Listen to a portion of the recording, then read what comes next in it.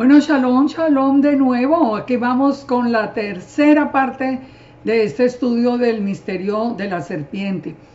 En realidad yo en un principio no pensé que me fuera a llevar tanto tiempo, pero viendo la situación actual y viendo todo lo que nosotros estamos hoy contemplando alrededor del mundo, yo pienso que este es un tema que, como les dije la vez pasada, es un tema de vida o muerte espiritual. Es tan importante que ustedes lo puedan valorar, lo puedan rectificar en sus Biblias, mirar cada uno de los textos que vamos a compartir, perdón, y que nosotros podamos al final, con la ayuda del Padre, con la presencia del Espíritu Santo, que podamos tener una visión absolutamente clara de quién es la serpiente, quién es Satanás y cuál es el origen de la maldad y del pecado, para poder entender lo que está sucediendo hoy y saber dónde situarnos nosotros en este momento tan importante. Si nosotros recapitulamos en los dos estudios anteriores, en la parte número 1, nosotros vimos las enseñanzas que se están dando desde el judaísmo, desde el misticismo y del Kabbalah acerca del mal y acerca de la figura de Hasatán. ¿Qué nos decía? Básicamente, así muy rápido, porque ustedes pueden ver el estudio número 1 si no lo han visto. Todo el misticismo y el Kabbalah y dice que Satán es nuestro propio ego, que es el deseo de recibir egoístamente, que va a ser derrotado y elegirá, y podemos elegir entre lo bueno y lo malo, pero ¿cuándo? Cuando la conciencia, el Dat aumente y llegue al Keter. Estamos hablando de todo este árbol del Kabbalah. Que Satán tiene una misión divina, eso es algo que se ha estado enseñando.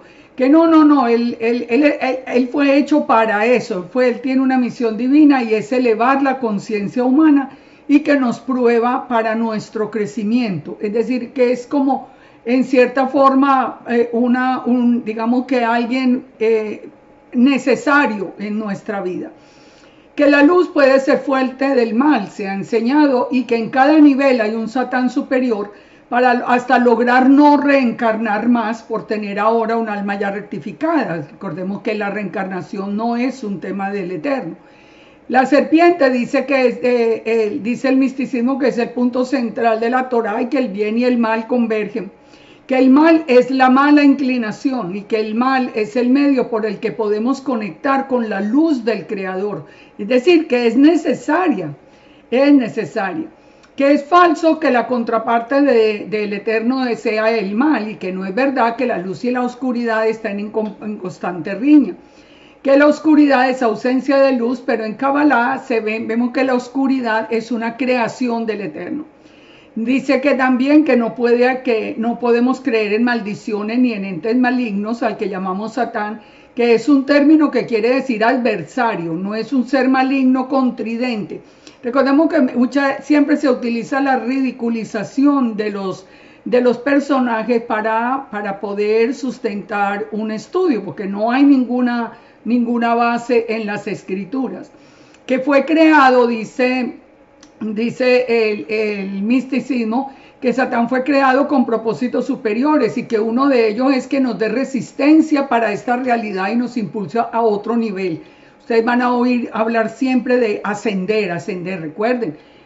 ¿Cuál fue el pecado de Satán que vimos también la semana pasada? Querer llegar al trono del Eterno y ser como Él. Nos dice también que a través del mal apreciamos la luz del Creador, es decir, que la gente más mala debe estar completamente iluminada. Que nos ayuda en nuestras funciones biológicas como comer, dormir, viajar, tener dinero, etc. Y que en cierta forma el Yetzer Hará hace que nos desarrollemos en la naturaleza humana. Bueno, en general lo que nos está llevando es a que nosotros consideremos básicamente que no existe como ese personaje que nosotros habíamos aprendido, sino que es alguien enviado por el Eterno para nuestro bien, para nuestro crecimiento. Entonces, vemos que se basa en 3 versos de la Escritura toda esa enseñanza, en Génesis, en Job 11 y en Isaías, donde dice que el Eterno creó la luz y creó también la oscuridad.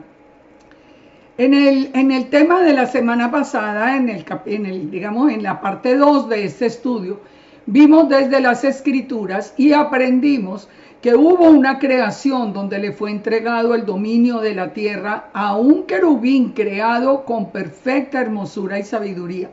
Que hubo una creación antes de esta creación, que a causa de todo el poder que el Eterno le dio y de toda la belleza, el esplendor, la sabiduría, él se rebeló y quiso ser como Yahweh, accediendo al trono, a las estrellas y a las nubes del cielo, que ya explicamos en el capítulo, en la parte anterior, en la parte número 2, de qué se trata.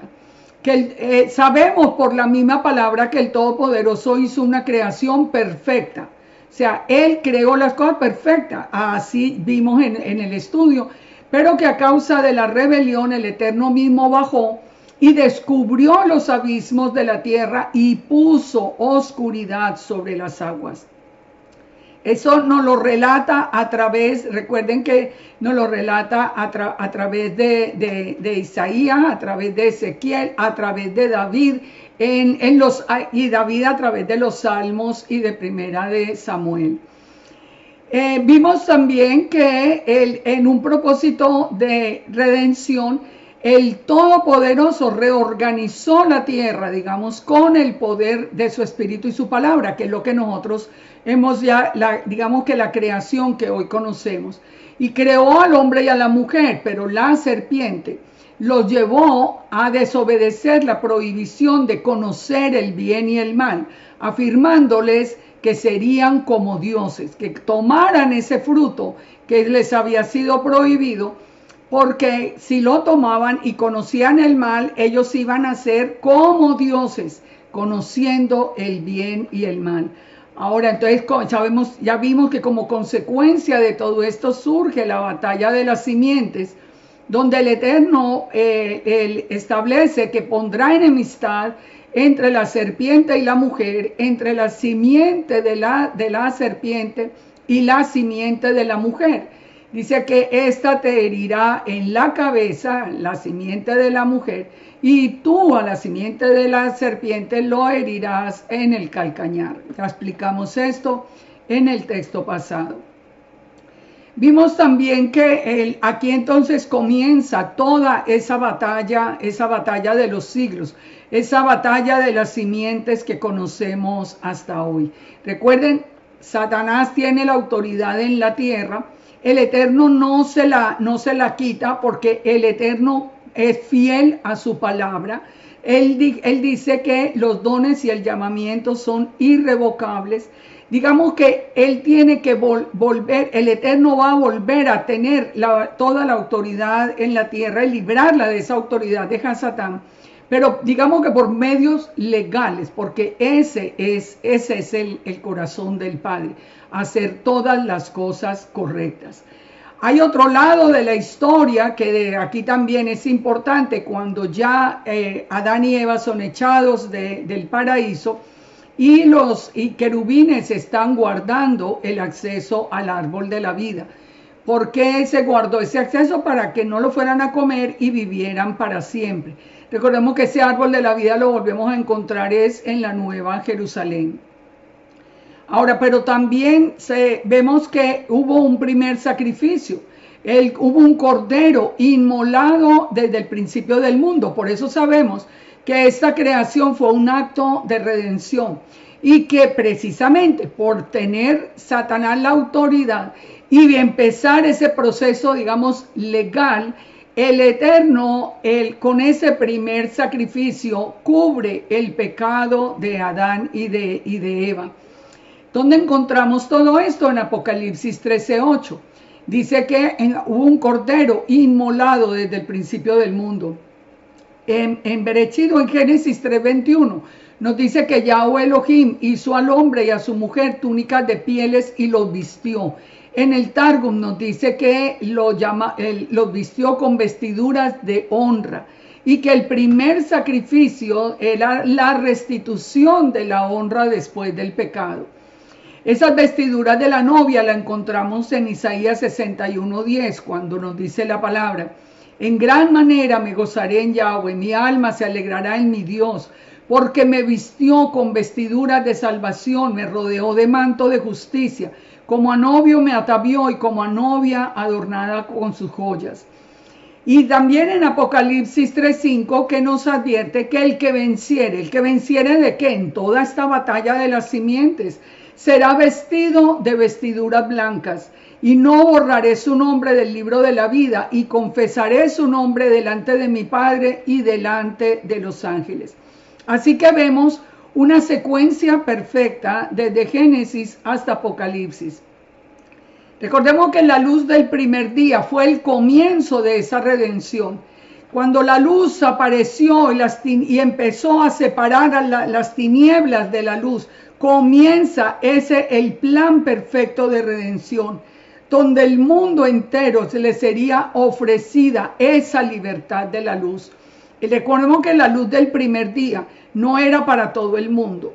La luz del cuarto día, la luz del sol, de la luna, de las estrellas, es para el mundo entero.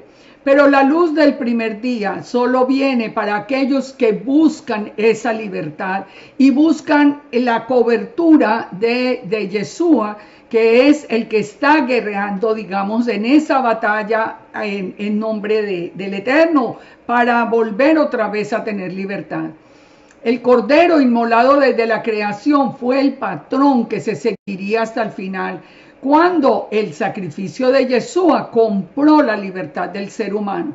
¿Por qué le estoy diciendo compró? Porque es el nombre que ha sido, eso es lo que implica la redención.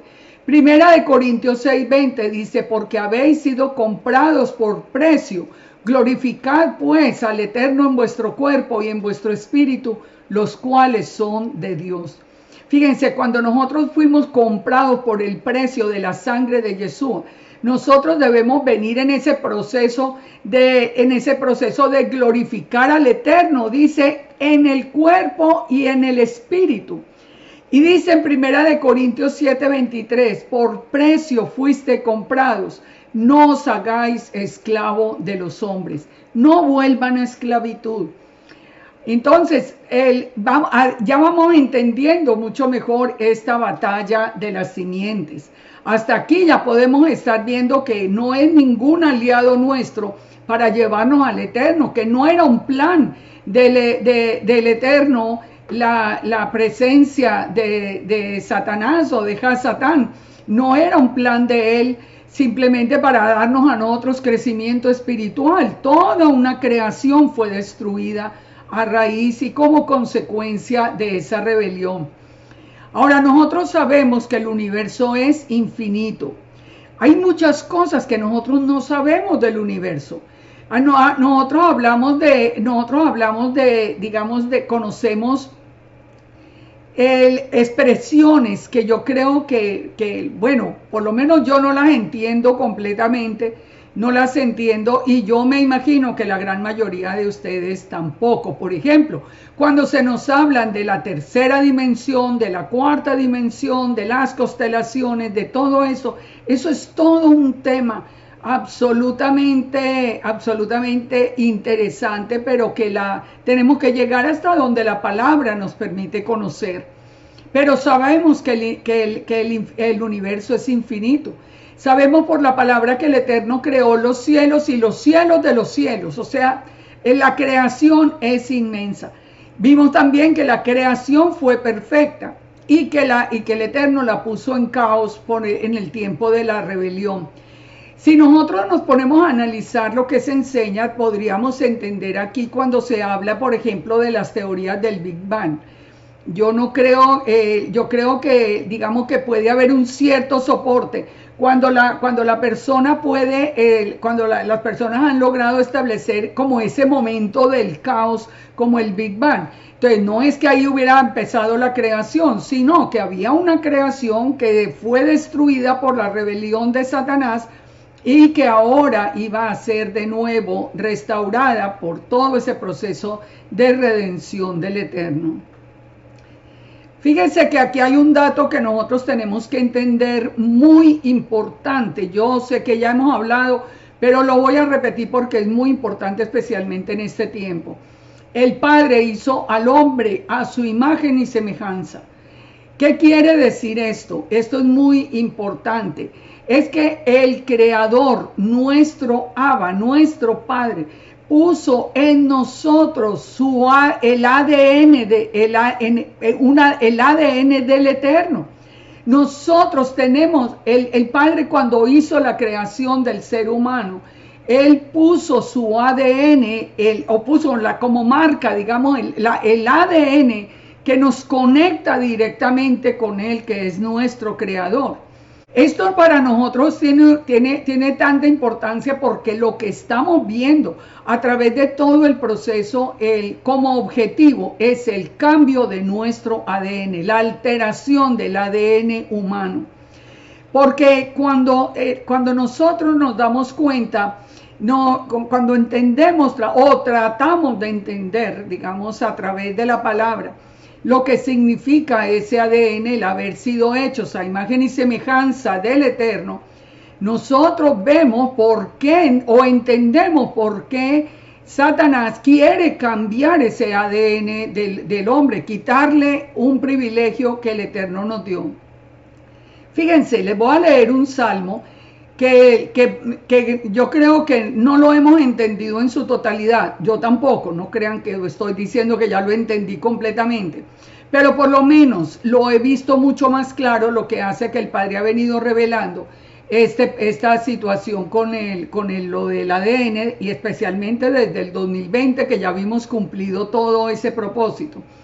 En el Salmo 82.1 nos dice: Elohim, aquí aparece Dios, pero sabemos que la palabra Elohim está en la reunión de los Elohim. Recuerden que Elohim es una palabra plural. Es una palabra plural que significa en español dioses. En medio de los dioses juzga.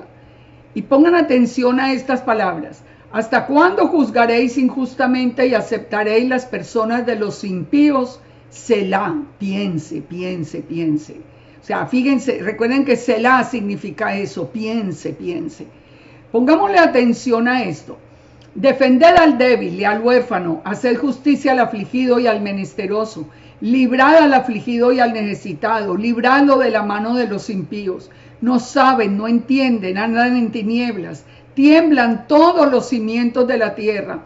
Yo dije: vosotros sois dioses, vosotros sois Elohim, y todos vosotros hijos del Altísimo. Pero como hombres moriréis, y como cualquiera de los príncipes caeréis. Levántate, oh Dios, juzga la tierra, porque tú heredarás las naciones. ¿Qué significa esa expresión de que nosotros somos dioses? Nosotros no somos dioses en el sentido literal. Nosotros adoramos y nos postramos delante del Eterno. Nosotros somos sus siervos. Somos como hierba del campo. Pero ¿de qué nos está hablando acá? De ese ADN que nosotros compartimos con el Eterno, que el Padre en su voluntad quiso que el hombre compartiera ese ADN con él, porque ese ADN en un principio, sabemos que en un principio Adán y Eva fueron creados como seres de luz, tal como es el Eterno. Que por el pecado hubo un cambio y después nosotros venimos a ser a imagen de Set. Recuerden que así nos dice Berechit. Pero también nosotros sabemos y tenemos la esperanza de que al final, cuando Yeshua regrese, dice que nosotros seremos levantados en un abrir y cerrar de ojos y seremos transformados con un cuerpo incorruptible. Es decir, volveremos a tener ese cuerpo inicial. Ahí es donde yo entiendo que nos dice, cuando dice: yo dije vosotros sois dioses, es que el Eterno nos permitió tener ese ADN que Él nos dio. Y es lo que quiere cambiar, es lo que quiere cambiar el enemigo. Ahora, aquí cuando el Eterno está hablando, está diciendo está diciendo precisamente: obedezcan lo que mi corazón manda, no lo otro. No apoyen a los impíos, defiendan al débil, al huérfano. Recuerden, el corazón del Padre está del lado del débil, está al lado del que lo necesita, está en la verdad, está en la justicia, está en todo lo bueno. El corazón de Hasatán está en todo lo malo, en el abuso, en la esclavitud, en toda la opresión, en la carencia, en todo está el corazón de Hasatán.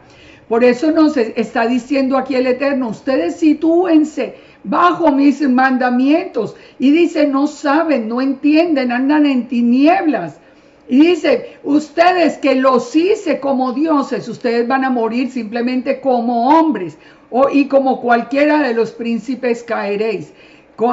Hoy que estamos viendo cómo el enemigo nos anuncia, inclusive con una ceremonia tan llamativa como fue esa última que hizo la reina de Inglaterra, donde estaba anunciando el cambio del ADN para el mundo entero y el cambio del árbol de la vida.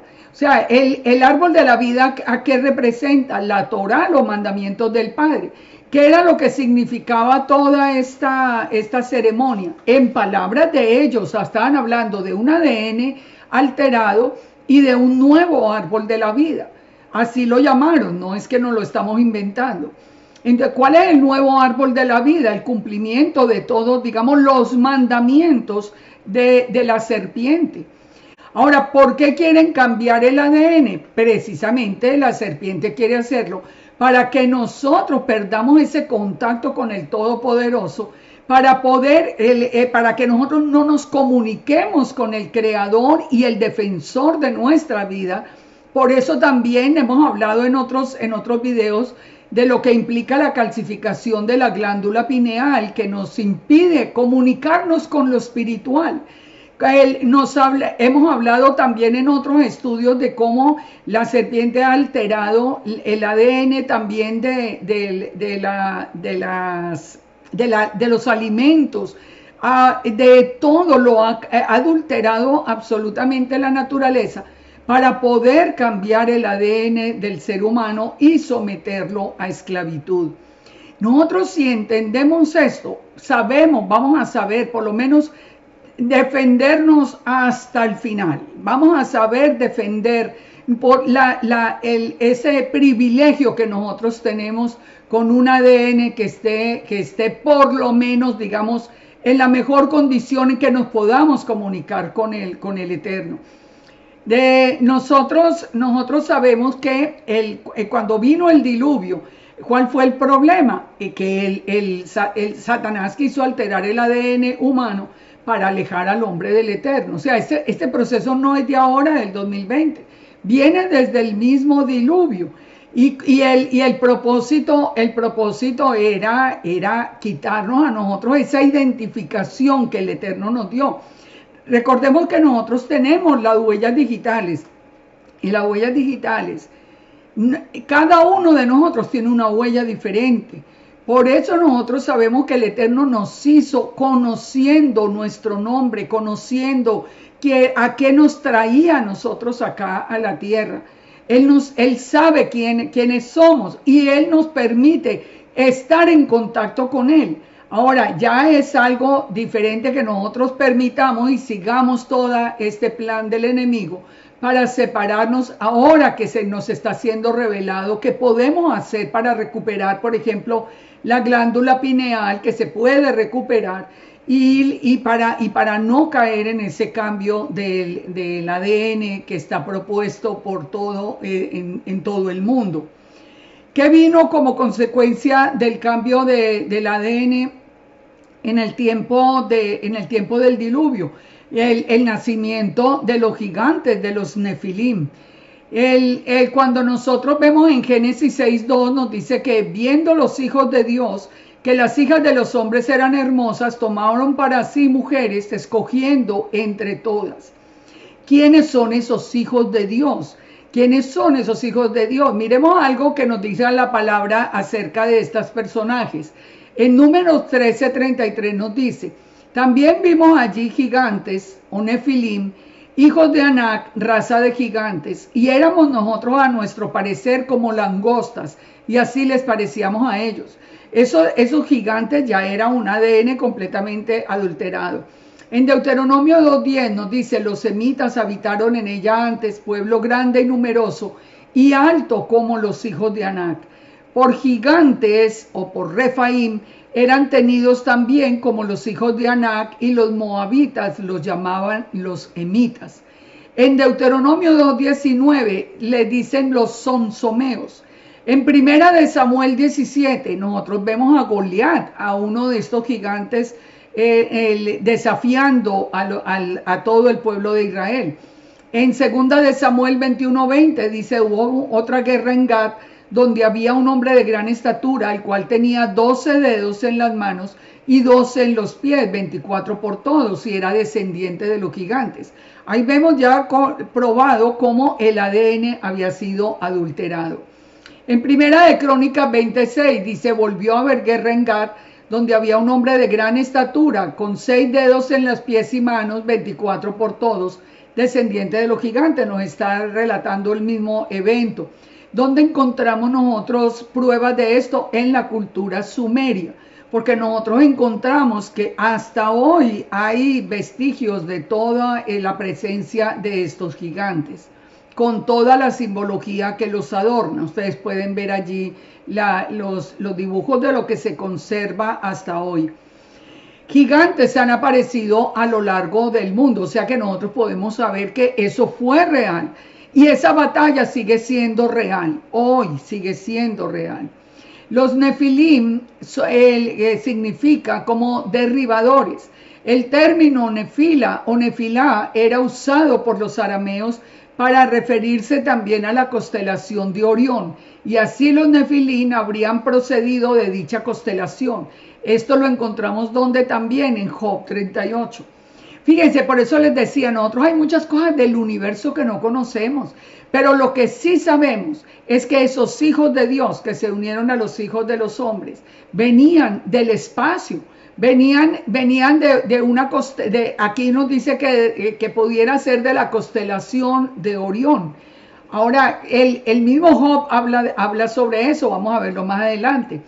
¿Qué pretendía el adversario con unirse a los hijos de los hombres? Pues alterar el ADN y sobre todo corromper la línea genealógica del Mesías. La palabra nefilim viene de la palabra caído y no es coincidencia, como vimos en el estudio anterior, que en Isaías 14:12, cuando dice, ¿cómo caíste del cielo, lucero, hijo de la mañana?, que está hablando de Satanás, la palabra caíste es la palabra nafal. Nafal es el singular de nefilim, que significa caído o postrado. O sea, ¿de quién está hablando? De un ángel caído. Entonces nosotros estamos viendo cómo se llama en la tierra el sitio que la gente dice que es el sitio de espiritualidad, donde tienen el Nepal, que es la palabra Nafal, que es el singular de Nefilim. Así que ya se imaginarán cuál es la espiritualidad que se adquiere allá. En Levítico 19:19, por ejemplo, nos habla el Eterno muy claro que guardemos los estatutos y que no harás ayuntar el ganado con animales de otra especie, que no sembrará el campo con mezcla de semillas, que no se pondrá vestidos con mezcla de hilos. El Padre hizo una creación perfecta y Él dijo que no se podía alterar la creación. Toda esa creación perfecta era para nuestro bienestar. Cuando nosotros o cuando el ser humano podía comer, por ejemplo, verduras, frutas, todo sin alterar, pues eran para su salud. Ahora lo único que trae es enfermedad, toda esa alteración. ¿Qué es lo que ha hecho el enemigo acá? Experimentos extraños que llenan revistas científicas. Hay orejas humanas cultivadas en la espalda de ratones para luego ser injertadas. Hay animales totalmente modificados genéticamente simplemente porque había que darle gusto a la realeza inglesa. Eso todo con lo del Kennel Club, que si ustedes lo buscan se van a aterrar. alimentos modificados para consumo humano, pero que dicen que son la fachada porque son resistentes a los insectos, pero son para dañar al ser humano. Fíjense, en la ingeniería genética humana es la alteración del genotipo ADN de un individuo con el propósito de elegir el fenotipo, los rasgos físicos y conductuales, antes de la concepción, y cambiando el fenotipo ya existe en un niño o en un adulto.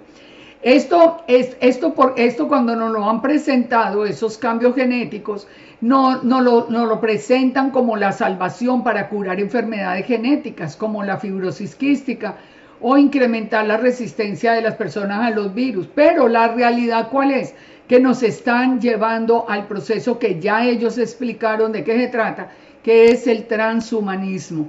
El transhumanismo es que el ser humano ahora para el 2030 ya está caminando el proceso para llegar a ser esclavos completamente de la serpiente, sin la capacidad de decidir, sin la capacidad de pensar, completamente controlados, sin tener libertad para dónde vivir, teniendo que vivir como en campos de concentración, y con mil chips electrónicos o cosas que hagan que nos puedan manejar a su antojo. Ahora, de todo esto de los nefilim, ¿qué dice el judaísmo? El judaísmo siempre ha sostenido, muy curioso, que dice que eran hombres que estaban en eminencia o que eran descendientes de Sem o de Set, según el caso. Hay unos que dicen que los que dicen los hijos de Dios que se unieron a las hijas de los hombres eran los descendientes de Sem o de Set. La pregunta es, si eso fuera cierto, ¿por qué se iba a enojar el Eterno? Si el Eterno dijo que los hombres y las mujeres se unieran y se multiplicaran. Eso no era que fueran descendientes de Sem o de Set o fueran prominentes o no, eso no era ningún pecado.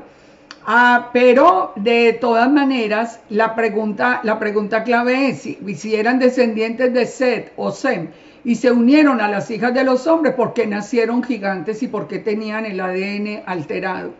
Fíjense, nosotros venimos en realidad buscando una mejor información, pero nos encontramos con que en el judaísmo moderno, mucha de esta información ha sido cambiada, precisamente por la presencia del Kabbalah, que sabemos Ein Sof es otro Dios diferente a Yud-Hei Vav-Hei. Ein Sof es una energía sin conocimiento. Recuerden, no se le ora a Ein Sof porque no puede oír. Nosotros al Padre le oramos como nos dijo Jesús. Ustedes orarán así, Padre nuestro. Y Él nos contesta y Él nos ama. Es el mismo Dios, de ninguna manera. Y esto ha hecho que se cambie muchísimo todo lo que es el concepto del mal. En Job, por ejemplo, nos habla de los hijos de Dios que vinieron a presentarse delante de Yud-Hei Vav-Hei, entre los cuales vino Satanás. Entonces la pregunta es, si como enseña el judaísmo, los hijos de Dios eran los descendientes de Set, ¿hay algún hombre que pueda ir al trono a presentarse delante del Eterno? Pues absolutamente no. ¿Tiene también el hombre el poder para dañar como con llagas y todo, como sucede en toda la historia de Job? Tampoco. Es decir, la misma palabra nos da testimonio de que esa afirmación o esa enseñanza es completamente falsa. Ahora, ¿quiénes son esos hijos de Dios? Esos hijos de Dios ya estamos viendo que eran ángeles caídos, eran ángeles que habían venido y se unieron a las hijas de los hombres. Vamos a ver todas las pruebas. Esos gigantes eran los nefilim. Hubo cantidades de lo que se ha encontrado, ustedes lo pueden ver en esta imagen, de los registros que se encuentran en la arqueología más antigua, de la cantidad de diferentes nefilim que se han encontrado en la tierra. Esto nos habla a nosotros de seres no humanos que se unieron a las hijas de los hombres. Cuando nosotros vemos, por ejemplo, a continuación del tiempo del diluvio, que nos está hablando del nacimiento de Babel, nos habla en Génesis 18 que Cus engendró a Nimrod, quien llegó a ser el primer poderoso de la tierra. Este fue vigoroso cazador delante de Yahweh. Así como Nimrod, vigoroso cazador delante del Eterno, y fue el comienzo de Babel. ¿Qué quiere decir delante de Yahweh? En hebreo la palabra es en contra de Yahweh, en contra del Eterno. O sea, Nimrod se establece como el principio de Babel en contra del Eterno. Fue establecido como el primer reino mencionado en la Escritura, de acuerdo a Génesis 10:10 y a Miqueas 5:6. Esta es muy curioso que esa religión babilónica naciente tomó de la batalla de las simientes el texto para distorsionarlo. Recordemos, ¿cuál fue el pecado? La serpiente le dice a Eva, con que Dios le dijo que no tocara, lo que pasa es que si se comen el fruto, van a ser como Dios. Tuerce el mensaje. Aquí también, él utiliza la misma batalla de las simientes, él la utiliza a su favor para introducirla por todo el mundo, en todos los reinos que se oponen al Eterno. Por ejemplo, en su muerte, Semiramis quería que se le adorara como la simiente de la mujer, Zoroasta, la simiente de Asta o Astoret, destinado a aplastar la cabeza de la serpiente, aunque al hacerlo su propio calcañar saldría herido. Esa es la historia de toda la adoración al sol. El mundo antiguo estaba familiarizado con la promesa que Elohim había hecho a Eva. Y lo que hace la serpiente es torcer el mensaje y hacerlo aparecer como si fuera también original de él. En Grecia, por ejemplo, aparece Apolo matando a la serpiente Pitón. En Hércules, Hércules la estrangula cuando era un niño de cuna. Horus en Egipto, Krishna en India, Balder en Islandia, Thor en los países escandinavos. E inclusive en el antiguo México se hablaba de Teot, que también aplastó a la serpiente. O sea, esa batalla de las serpientes, el enemigo mismo se ha encargado de llevarla por todo el mundo, pero apareciendo él como el protagonista. A todos se les adoró como dioses de una u otra forma y dieron muerte a la serpiente con la finalidad de liberar a los seres humanos que estaban sometidos bajo su poder. Dice la tradición que Semiramis dio a luz a Tamuz, que era Nimrod renacido. Y ese nacimiento sobrenatural dio origen a la leyenda de Tamuz como Salvador. Entonces Nimrod, Semiramis y Tamuz fueron la base de la religión babilónica que viene hasta hoy. Y ya sabemos cómo todo esto ha sostenido muchas creencias y discusiones a lo largo de la historia misma del mundo. Pero es como pretendiendo suplantar al la verdadera batalla y el verdadero Salvador. Ya sabemos que de Babilonia viene, que es la madre de las rameras, provienen la idolatría, las perversiones sexuales y toda alteración de la naturaleza. Eso sí que lo vemos hoy con mayor razón, pero también, fíjense, aquí hay algo que yo les quiero mostrar porque es muy importante que ustedes estén atentos a esto. La mayoría de la idolatría babilónica se acarrea a través de símbolos. Si algo se utiliza hoy para todos son los símbolos. Y hemos aprendido porque ya se han vuelto tan comunes que ya podemos reconocer símbolos en todas partes. El Satanás siempre va a actuar a través de símbolos. Por eso se le llama una religión misterio. El becerro de oro, por ejemplo, era un símbolo de Tamuz, hijo del dios solar. Como que se consideraba que Nimrod era el dios sol, o Baal, el fuego, era considerado como su representante en la tierra. Se encendían candelabros y fuegos ritualistas en su honor. Todo esto del fuego y de encender llamas y todo, eso viene de Babilonia. También simboliza a Nimrod por medio de símbolos solares, peces, árboles, columnas y animales. muchos de estos símbolos que nosotros conocemos y que hoy estamos conociendo son los que identifican toda la actividad de la simiente de la serpiente. Nosotros estamos viendo, por ejemplo, a la derecha, en la parte de abajo, los de hoy, que son símbolos que hablan del abuso infantil, símbolos que nosotros hasta hace muy poco no conocíamos, pero que hoy se han vuelto tan populares que ustedes los pueden ver inclusive puestos hasta sobre los muñecos de los niños. O sea, aprender la simbología es muy importante porque, como les digo, la religión misterio es de Hasatán. Todo lo que es del eterno es de luz, es dicho a la luz, todo lo que es oculto pertenece al reino de las tinieblas. El sello de Salomón, por ejemplo, es un sello que si ustedes empiezan a mirar, ustedes lo van a encontrar relacionado con la masonería, con los Illuminati, con cantidades de cosas que hoy nosotros ya los vemos mucho más expuestos. Lo mismo que la adoración al sol, que aparece a lo largo y ancho del mundo. Ustedes ven allí, por ejemplo, lo que se llama la mano de Miriam. La mano de Miriam, que es todo de hechicería y de agüeros y de protecciones, de todo esto es simbología del enemigo. Lo mismo que el talismán de Saturno. Toda esta simbología no pertenece al Eterno. Y nosotros podemos ver esa misma simbología en esos registros tan antiguos como los sumerios, que estamos hablando y en Egipto hablando, pues imagínense, desde el tiempo de los faraones.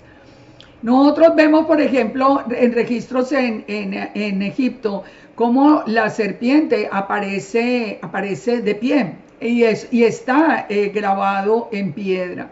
O sea, nosotros a través del estudio de todo eso, nosotros podemos entender toda una historia. Nosotros lo llamábamos mitología, pero hoy hemos entendido que no es ninguna mitología, es parte de la batalla que se está librando. Cuando nosotros entendemos, por ejemplo, en Babilonia la puerta de los dioses, nosotros vemos cuántas cosas se han infiltrado en medio nuestro. ¿Cuántos se han infiltrado en medio nuestro? El mismo mes de Tamuz, que era en donde se celebraba a Marduk esta fiesta en Babilonia, hoy aparece como uno de los meses hebreos sin ningún problema, a pesar de que el Eterno nos ha dicho que no tengamos esos nombres en nuestros labios. Analicemos esto que es muy importante. La palabra Satán dentro del paleo hebreo. ¿Qué significa? La palabra Satán está escrita por las palabras Shin, Tet y Nun. ¿Y qué significan? Miremos, la Shin está representada por los dientes, que su significado es consumir o destruir, o también presionar con dientes afilados para rasgar algo. Pensemos en la palabra Satán. Estamos pensando acá como en diente, lo que consume o destruye, o por lo menos rasga. Está también relacionado la palabra Tet con la serpiente, que significa que rodear, torcer, entrelazar o entrampar, hacer una trampa para que uno caiga en esa trampa. Y la letra Nun, que es la que nos habla, es el pez, que significa en paleohebreo actividad o vida. Si nosotros unimos todo esto, ¿qué es lo que a nosotros, cómo nos define esta visión en el paleohebreo de la palabra Satán? ¿Cómo nos define a Satán? Tradicionalmente aparece como el adversario, un adversario humano o un adversario sobrehumano, pero cualquier adversario es un Satán, eso es verdad. El propósito de Satanás está expresado en la letra Shin, que es devorar y destruir. Él es Tet, él nos rodea y nos entrampa. ¿Y para qué quiere rodearnos y ponernos la trampa y devorarnos y destruirnos? Para destruir nuestra actividad y nuestra vida. Es decir, que cuando nosotros vemos la palabra Satán, nosotros podemos ver que es la serpiente que nos rodea, que nos hace una trampa con el fin de devorar y destruir nuestra actividad y vida. Ustedes pueden seguir creyendo que es el amigo que los ayuda a subir al eterno y que el Padre lo mandó para crecimiento espiritual y que Él no existe.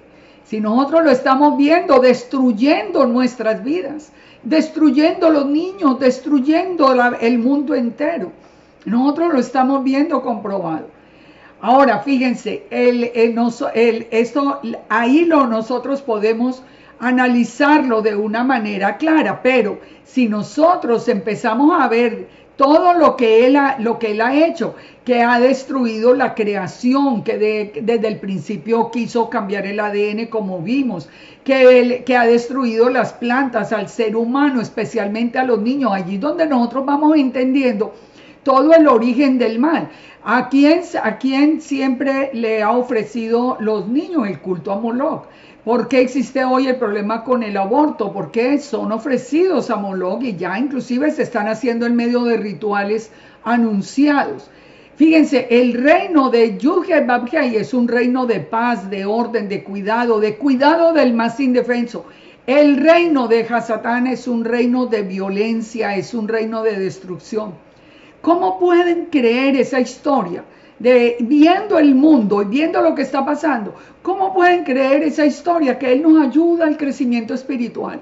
Es que de verdad que es indispensable abrir los ojos y volver a la palabra. El Satán, como dijimos, significa el Shin, el Ten y el Nun, que es consumir, destruir, rodear la actividad y vida. Y fíjense, siempre ha sido considerado o representado como una serpiente. No es una coincidencia. Ahora miremos la palabra odio. La palabra odio también en paleohebreo, que está formada por la palabra Shin, Nun y Aleph. El Shin, ya vimos que es la figura del diente, consumir o comer o destruir. El Nun, que es el pez, actividad de vida, y el Aleph, que es el líder fuerte. ¿Qué es el odio? El odio en paleohebreo sería como consumir o destruir la vida y la actividad creada por Yud-Heh-Vah-Heh, el Aleph Tav, el líder fuerte. Eso es el odio. El odio busca destruir y es característica del enemigo. Hay testimonios muy antiguos en toda la tierra de la presencia de la serpiente. Por ejemplo, lo vemos en los sumerios que representan los Anunnakis siempre con la forma de reptiles. Nosotros lo vemos en México, lo vemos a través del Quetzalcóatl y el templo de Kukulcán. Lo vemos en la cultura inca en el Perú, lo vemos en la cultura Hopi en Arizona. Ellos hablan de los hermanos serpiente que viven bajo tierra.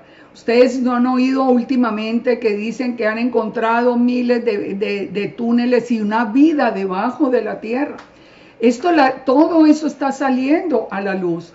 En la China conocemos el dragón, los nagas en la India tienen la misma figura. En Australia la serpiente del arco iris, Marduk en Babilonia. Fíjense lo grave de esa relación con Marduk, con Babilonia, con el ayuno de Tamuz, Pongan atención para que abramos los ojos. ¿Con qué aparece Marduk siempre? Con una serpiente al lado. O sea, en realidad, si nosotros no aprendemos a ver toda esta simbología, nos perdemos digamos que guiados por el amor con que venimos nosotros hoy al pueblo de Israel, pero que está detrás de cosas que no son correctas. Ahora miremos el libro de Job. En el libro de Job, ya les decía yo que en el libro de Job, en el capítulo 11 se basa, de acuerdo a lo que yo he encontrado en el Kabbalah, el punto en el libro de Job es el capítulo 11. Y es muy llamativo que hablen del capítulo 11 porque desde el capítulo 1 nos está hablando directamente de Satanás como que vino a presentarse delante de Yahweh, dice los hijos de Dios, entre los cuales vino Hasatán. Es decir, nos está diciendo que fue creado, uno de los querubines creado por el Eterno. Y él está allí frente al Eterno y le dice, ¿no has considerado a Job, que no hay otro como él en la tierra? El varón perfecto y recto, temeroso de Dios y apartado del mal. Es decir, que el Satanás no es la mala inclinación de Job. Si Job era, al contrario, le está diciendo, oiga, el Eterno le dice, usted ha visto que sí hay un hombre que es realmente justo, varón perfecto, recto, temeroso de Dios y apartado del mal. ¿Y qué le responde él? Le dice, pues claro, porque usted lo cercó alrededor de él y a su casa y a todo lo que tiene y lo ha llenado de bendición. Por eso sus bienes han aumentado en la tierra. Aquí hay todo un plan en el que pudiéramos hablar. Obedecer al Eterno trae bendición y protección en nuestra casa. Pero fíjense, aquí no está hablando de la mala inclinación de Job, como dice el judaísmo. Aquí está hablando directamente de un hijo de Dios que se presenta delante del Eterno y que le pide autorización para él hacer la prueba, digamos, de la fidelidad de Job, si la bendición era quitada. Ahora, estos hijos de Dios, entonces, ¿quiénes son? Que hemos venido hablando de ellos. En Job 38:4 nos advierte que ellos estaban todos presentes cuando fue la creación. Esto elimina también esa teoría de que son los hijos de Set o de Sem, porque pues si estaban presentes en la creación, imposible. Son seres sobrenaturales, son querubines o de todas estas órdenes angélicas, pero esos son los llamados hijos de Dios.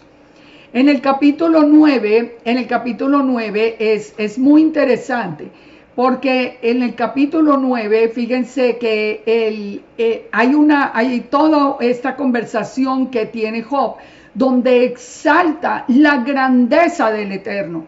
Y dice, ciertamente, yo sé que es así, ¿cómo se justificará el hombre con el Eterno? Si quisiera contender con él, no le podrá responder a una cosa en mil. Él es sabio de corazón, él es poderoso en su fuerza.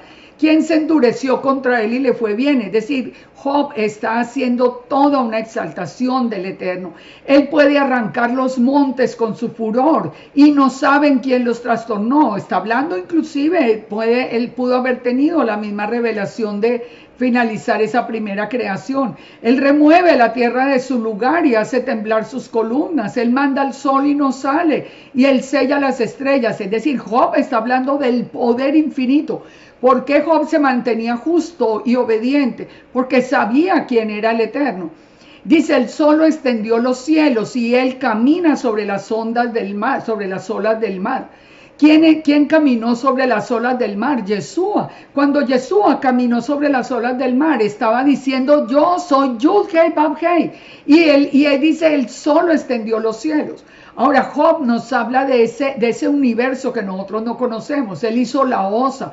Arcturus dice en la concordancia, el Orión y las Pléyades, las constelaciones, y los hace secretos del sur.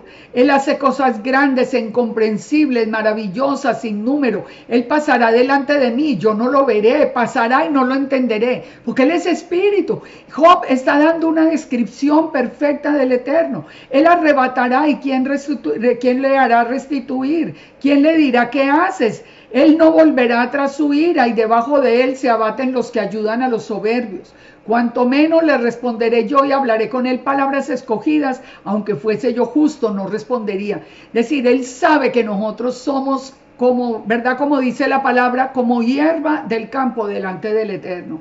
Pero fíjense que es muy curioso que en vez de tomar este capítulo como referencia, hablando del Dios omnipotente, del Dios todopoderoso, sea el capítulo 11 el que toma el Kabbalah para probar que su enseñanza es verdadera. Ahora, ¿de qué se trata el capítulo 11? Fíjese que en el capítulo 11 son las mismas palabras, digamos, de la serpiente para Eva. Es como, aquí está hablando Sofarna Matita y le dice, empieza a decirle, ¿quién diera que Dios hablara y abriera los labios contigo y te declarara los secretos de la sabiduría? ¿Descubrirás tú los secretos de Dios? ¿Llegarás a la perfección del Todopoderoso? Es más alta que los cielos, ¿qué harás? Es más profunda que el Seol, ¿cómo la conocerás? ¿Ustedes se acuerdan lo que decía Hasatán? Yo subiré a las estrellas, al monte de Dios, al trono mismo, y allá yo voy a tener el puesto del Eterno. Fíjense, aquí ese verso, ese capítulo 11, por boca de uno de los amigos de Job que está tratando de hacerle perder su fe, él está haciéndole la misma propuesta que hace la serpiente a Eva. ¿A ustedes no les llama mucho la atención? Léanse todo el capítulo 11 y lo van a ver. Y lo van a ver porque es el animarlo como a que conozca los secretos de Dios. ¿Se acuerda como dijo la serpiente? Porque el día que ustedes tomen de ese fruto, ustedes van a ser como dioses, conociendo el bien y el mal. Fíjense que cuando nosotros vamos al libro de Zacarías, cuando seguimos estudiando y vamos ya de Job, digamos, vamos hasta Zacarías, nosotros encontramos en Zacarías una secuencia que es muy interesante. En el capítulo 1, que nos dice, dice Yahweh de los ejércitos, volveos a mí, dice Yahweh de los ejércitos, y yo me volveré a vosotros, dice Yahweh de los ejércitos. Ya sabemos quién es Yahweh de los ejércitos, una imagen visible del Eterno, o sea que es Yeshua también. Ahora, ¿quién aparece después? Aparece el ángel de Yahweh como el varón entre los mirtos. El ángel de Yahweh viene de recorrer la tierra que la encuentra reposada y quieta. Después aparecen en el capítulo 1 los 4 carpinteros. Bueno, si ustedes quieren ver todo el libro, ustedes pueden verlo aquí en mi muro, todo el estudio de Zacarías. Me mostró luego los 4 carpinteros, que son los cuernos que dispersaron a Judá, tanto que ninguno alzó su cabeza, es decir, los que vinieron y sembraron cizaña en medio de Judá. Entonces, fíjese, cuando nosotros empezamos a ver la secuencia del profeta Zacarías, nosotros vemos primero toda la descripción de por qué había caído en pecado Israel, por qué había caído en pecado. Y nos dice que nosotros en el regreso otra vez a la restauración, nosotros podemos servir o de cuerno o de carpintero. O sea, o dividimos y sembramos cizaña o volvemos a traer, hacemos puentes para que la gente pueda volver otra vez al Eterno. En el capítulo 2, ¿de qué nos habla? De la restauración de Israel y de salir de Babilonia. O sea, en el primero de cómo quedaron metidos entre Babilonia. En el segundo, de la restauración de Israel y de salir. Y en el capítulo 3, que es un anticipo de la obra de Yeshua, nos habla del sumo sacerdote Yehoshua, que es el nombre largo para Yeshua, lo sabemos por Josué, y nos habla de la acusación de fornicación, o sea, recuerden que Yeshua muere por Israel, que es una mujer que ha estado en adulterio. Y la restauración de las vestiduras, recuerden que en este capítulo 3, ¿quiénes aparecen? El sumo sacerdote Josué, el que está delante del ángel de Yahweh, y Satanás estaba a la derecha para ayudarle a crecer, no para acusarlo. Fíjense, él es el acusador, él no es amigo de nosotros para nada. Él es el acusador. Y dijo Yahweh a Satanás, Yahweh te reprenda, Satanás. Yahweh ha escogido a Jerusalén. ¿No es este un tizón arrebatado de incendio? Y Josué, o Yehoshua, o Yeshua, aparece aquí en esta visión de Zacarías vestido de vestiduras viles y está delante del ángel de Yahweh. Una visión que claramente nos está hablando de Yeshua. ¿Por qué de vestiduras viles? Cuando él llevó todo nuestro pecado sobre él. Y habló el ángel y mandó a los que estaban delante de él diciendo, quítenle esas vestiduras viles. Y le dijo, mira que he quitado de ti el pecado y te he hecho vestir de ropas de gala. ¿Quién le quitó el pecado? Ya el que le quitó el pecado, aquí está hablando ya el ángel de Yahweh, y le hace vestir de ropas de gala. Todo el proceso del sacrificio de Yeshua. En vestiduras viles mientras llevó el pecado nuestro, pero una vez que pagó ese precio, él fue otra vez vestido con las ropas de gala. Fíjese que en Judas 1:9 dice que cuando el arcángel Miguel contendía con el diablo disputando por el cuerpo de Moisés, no se atrevió a proferir juicio de maldición contra él, sino que dijo que Yahweh te reprenda. O sea, él aquí nos está hablando de la importancia que tiene este querubín dentro de todo este plan y de toda esta rebelión, que el único que tiene la autoridad para reprenderlo es el Eterno.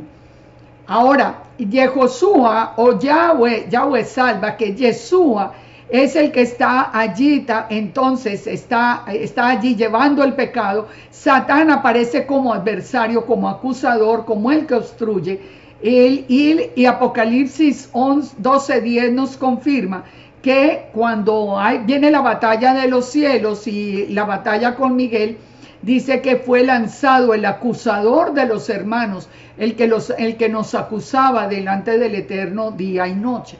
Esa es la labor que él tiene hoy, de acusarnos delante del Eterno, o sea, como de decirle al Padre, este es mío, mire lo que está haciendo, ese me pertenece todavía.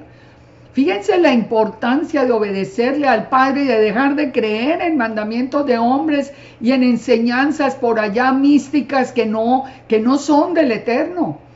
Él dice también, termina toda esta visión diciendo que pone sobre la piedra delante de Josué la única piedra con 7 ojos. Y dice Yahweh de los ejércitos que él quitará el pecado de la tierra en un día. ¿Cuándo fue esto cumplido? El día que murió Yeshua.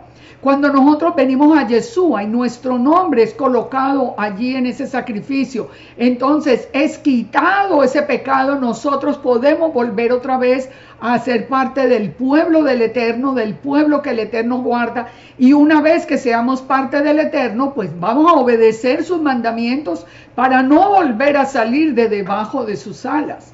En aquel día, dice Yahweh de los ejércitos, cada uno convidará a su compañero debajo de la vid y debajo de la higuera. Yo llevo más de 40 y no sé cuántos años llamando a la gente a volver otra vez en arrepentimiento al Padre, en salir de la simiente de la serpiente y venir bajo las alas del Todopoderoso. Ahora analicemos, por ejemplo, otro texto que es muy interesante, que es el de la serpiente de bronce. Fíjense, en toda la escritura nosotros vemos el mismo plan. Yeshua y la serpiente, la batalla de las simientes. Cuando nosotros entendemos esto, nosotros vamos a ver, tenemos que empezar por mirar algo muy importante en Isaías 11:1. Nos dice que saldrá una vara del tronco de Isaí y un vástago retoñará de sus raíces. Y reposará sobre él el espíritu de Yahweh, el espíritu de sabiduría, inteligencia, de consejo, de poder, de conocimiento y de temor de Yahweh. Fíjense, aquí nos está diciendo quién es el que va a venir para ser levantado en esa cruz. Es del tronco de Isaí. Nosotros sabemos que nació literalmente en la casa, en los descendientes, en la casa de David, en la casa de Judá, y que tenía los 7 espíritus del Eterno. Dice, le hará entender diligente en el temor de Yahweh, no juzgará por la vista de los ojos, ni por lo que oigan sus oídos, sino que juzgará con justicia a los pobres, arguirá con equidad a los mansos de la tierra, y herirá la tierra con la vara de su boca y con el espíritu de sus labios matará al impío. ¿De qué nos está hablando? De la batalla de las simientes. Fíjese, en todo aparece la misma batalla. ¿Y qué sigue diciendo el texto? Dice que acontecerá, profetiza cuando el tiempo, este tiempo de hoy, cuando nosotros estamos regresando otra vez a Israel, que dice en aquel tiempo la raíz de Isaí estará puesta por pendón a los pueblos y será buscada por la gente y la habitación será gloriosa. ¿Cuándo vimos ese verso 10 cumplido? Cuando nosotros por primera vez miramos la cruz y vimos a Jesús y allí nosotros vinimos a Él y vinimos y nosotros tomamos como las palabras de Él, como que Él, ese sacrificio había sido por cada uno de nosotros. Él fue levantado como pendón a los pueblos. Pendón es estandarte. ¿Qué es la cruz? Un estandarte. Ahora, pero dice que después, en una segunda etapa, asimismo acontecerá en aquel tiempo, o sea, ya en esta etapa final, que el Eterno levantará otra vez su mano, o sea, la que ya levantó ahora, para recobrar al pueblo y levantará. ¿Lo recobra cómo? ¿Llevándolo solamente a la Torá? No. Dice, levantará pendón a las naciones y juntará a los desterrados de Israel y a los esparcidos de Judá de los 4 confines de la tierra. Todo a través de Yeshua. Todo a través de Yeshua. Las personas que hoy dicen, no, Yeshua no importa, importa la Torá, no, porque nosotros estamos guardando la Torá, pues no se ganan nada si no tienen a Yeshua, porque Yeshua es el pendón a las naciones que restaurará a todo, a la casa de Judá y a la casa de Israel.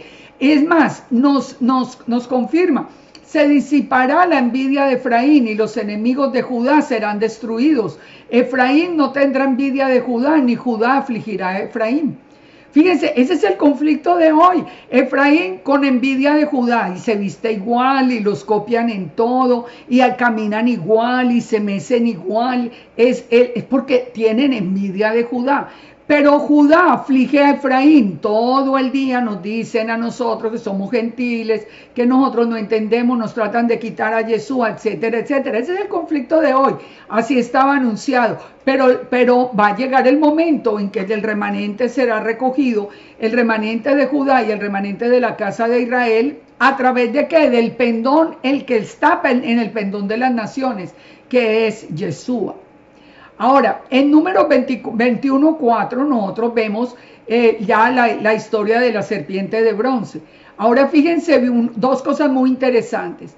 El pueblo quiere volver a Egipto, está cansado y quiere volver a Egipto. Eso lo estamos viendo hoy. El pueblo se cansó de aprender la Torá y ya se quiere volver otra vez a Egipto a aprender cuanta cosa no es del Eterno. Ahora dice que el pueblo murmuró y el Eterno entonces presenta una imagen profética de Yeshua. Envía serpientes ardientes entre el pueblo como consecuencia de la murmuración y el Eterno le dice a Moisés que haga una serpiente de bronce y la coloque en un asta. Que el que fuera mordido por las serpientes, pues tenía que morir, pero si miraba el asta, sería sano. Esto es un anticipo de la obra de Yeshua, sin duda alguna. En la batalla de las simientes, aquí quien aparece en esa asta, aparece una serpiente, pero de bronce. Pero después, ¿quién aparece en el asta? Fíjense, aquí lo vemos. Aquí lo vemos en la imagen. ¿Quién es el que aparece allí como pendón a las naciones? Yeshua. El final es lo mismo. Todo el que vaya a morir, el que ha estado detrás de la serpiente, el que lo ha picado, digamos, la serpiente, hablando ya en términos espirituales, el que ha caído en todo el mandato de la serpiente de hacer lo contrario al Eterno, el que ha robado, el que ha matado, cualquier cosa, que tiene muerte espiritual, si mira a ese pendón levantado a las naciones, entonces va a vivir. Pero fíjense, es muy interesante ver que en la causa de la murmuración del pueblo era que estaban cansados del maná del cielo, porque lo consideraban muy liviano. ¿Qué representa el maná del cielo? La palabra del Eterno. Yeshua dijo, yo soy el pan vivo que descendió del cielo. Si alguno comiere de este pan, vivirá para siempre. Y el pan que yo daré es mi carne, y el cual yo daré por la vida del mundo. Y advirtió, llevad mi yugo sobre vosotros y aprended de mí, que soy manso y humilde de corazón, y hallaréis descanso para vuestras almas, porque mi yugo es fácil y ligera mi carga. ¿Saben qué ha pasado hoy? Exactamente lo que pasó en este tiempo de Números. La gente se cansó de las escrituras. Le parece que las escrituras, eso es lo más simple y liviano que puede haber. Entonces, lo que sí realmente es comida pesada, irse a buscar el Kabbalah, el Talmud, el Shulchan Aruch y toda esa cantidad de mandamientos de hombres, porque les parece que la sola Torah, el Yeshua, el venir a través de Yeshua, que es el maná del cielo, eso es algo liviano. La gente hoy ama, se siente con mucha santidad si los hombres le ponen cargas. Que cómo celebro tal cosa, entonces si le ponen 20 cargas, usted tiene que poner el mantel así, la cosa así, a las 6:15, y si va a las 16 ya no, y si va a las 17 tampoco, y si le ponen cargas y cargas y cargas, la gente se siente en una santidad impresionante. Mentira, Yeshua vino para hacernos caminar con Él, con cargas ligeras, con una conexión con el Padre, valorando que la palabra del Padre se ha cumplido hasta hoy literalmente. Fíjense todo las desviaciones que han habido por causa de ese afán de buscar lo que se considera que no es liviano, sino que es comida pesada. Todo esto que hemos venido escuchando, que Satanás no existe, que el mal no existe, que es nuestro amigo, que nos ayuda, todo contrario a lo que el Eterno dijo. Por eso tanta gente dejó a Yeshua, por eso tanta gente se ha apartado, por eso tanta gente ha perdido su contacto con el Eterno. Porque está por estar murmurando de la palabra y siguiendo ahí, aceptando y buscando cargas de los hombres. Fíjese que la serpiente fue levantada y Yeshua fue levantado en el madero para traer sanidad y perdón a Israel. El rey Ezequías más adelante destruyó la serpiente de bronce porque la habían vuelto un ídolo. Recuerde, Israel es dado a los ídolos, ambas casas son idólatras. Y hoy vemos idolatría por donde quiera. Hoy vemos idolatría a los muertos, toda esa invocación de espíritus. Hoy vemos idolatría al mismo judaísmo. Hay una idolatría impresionante, no importa lo que diga el Padre, pero hay una idolatría impresionante. Entonces, fíjense que hay un dato que es interesante. La palabra Mashiach y la palabra Nahas, que es serpiente, tienen el mismo valor numérico. ¿Por qué? Porque nosotros somos los que tenemos que decidir. O vemos en ese pendón la serpiente, o vemos en ese pendón a las naciones, a Yeshua, nuestro Señor y Salvador. Tú tienes que definir hoy a quién le crees.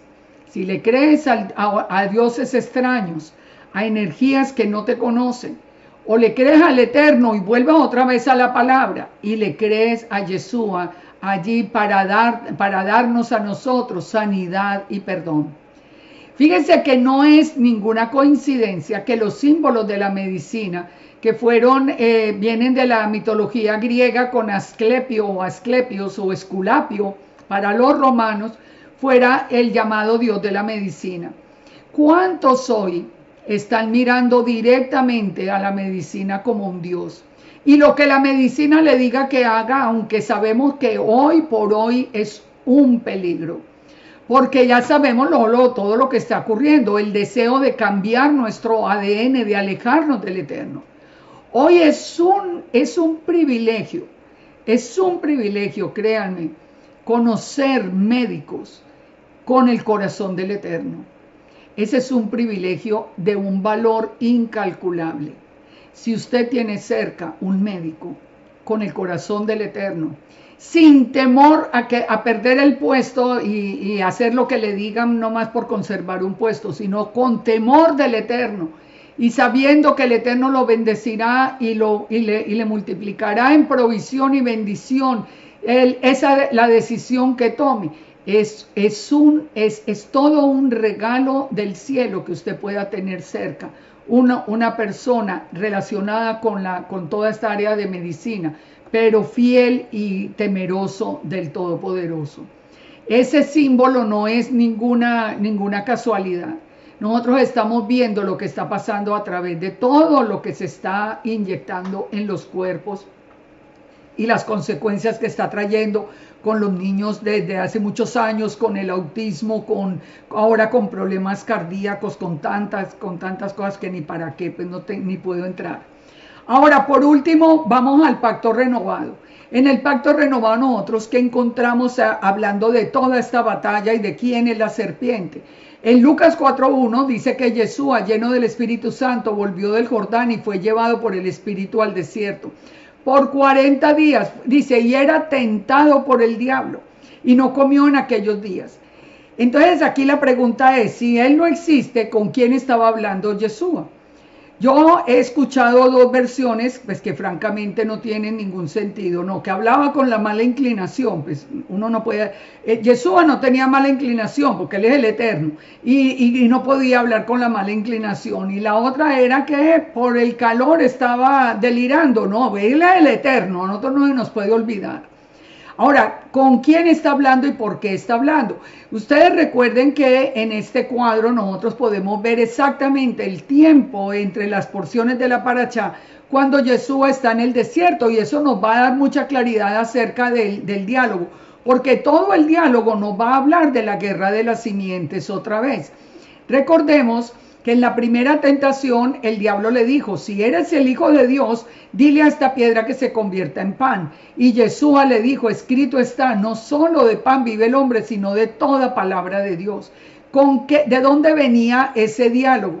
Ese diálogo venía de Deuteronomio 8. Recuerden, todas las tentaciones ocurren en el tiempo de los 40 días en el desierto, en cada una de las porciones de la Torá, porque Hasatán conoce la Torá. Entonces, lo ve con hambre y le dice, bueno, convierta las piedras en pan, pero Yeshua le responde con Deuteronomio 8, que nos dice que cuidaréis de poner por obra todo mandamiento, te acordarás del camino por donde te ha traído Yahweh los 40 años en el desierto. ¿Cuántos días está Yeshua en el desierto? 40 días. 40 años le trajo al pueblo de Israel el Eterno por el desierto. Todo es como que se está replanteando la batalla de las simientes. Y dice que te trajo por el desierto para probarte lo que había en el corazón, si habrías de guardar o no los mandamientos. Y te afligió y te hizo tener hambre y te sustentó con maná, con comida que no conocías, para hacerte saber que no solo de pan vive el hombre, es más de todo lo que la boca de Yahweh vivirá el hombre. ¿Esto dónde aparece? En la Parashá Eikeb. ¿Por qué? Porque fíjense, nosotros podemos ver hasta la semana. Si ustedes quieren ver el estudio, también está ahí en mi muro. En la segunda tentación, ¿qué le dice? Y lo llevó el diablo a un alto monte y le mostró los reinos de la tierra y le dijo, a ti te daré toda esta potestad y la gloria de ellos, porque a mí me ha sido entregada y a quien quiero la doy. Si postrado me adorares, te entrego los reinos. Pregunta, si fue mentira que hubo una rebelión, como dice, no, rebelión no hubo. Rebelión no hubo porque el Eterno, ¿cómo iba a permitir una rebelión? No, el Eterno siempre da libertad y sí hubo una rebelión. Ahora, si no hubo rebelión, ¿cómo es que el diablo, Satanás, le dice a Yeshua, si postrado me adorares, te entrego los reinos de la tierra? Pues Yeshua le hubiera dicho, ¿no acaso son suyos? Es que no son suyos, pero es que sí habían sido otorgados a él. Por eso sabemos que hay dos creaciones, o díganme cuándo después de Adán y Eva le fue entregada la tierra a Hasatán. Entonces respondió Yeshua y le dijo, vete de mí, porque está escrito, al Señor tu Dios adorarás y a él solo servirás. Entonces, ¿de dónde sale la respuesta de Yeshua? De Deuteronomio 6. Cuando le dice, ¿cómo comienza Deuteronomio 6?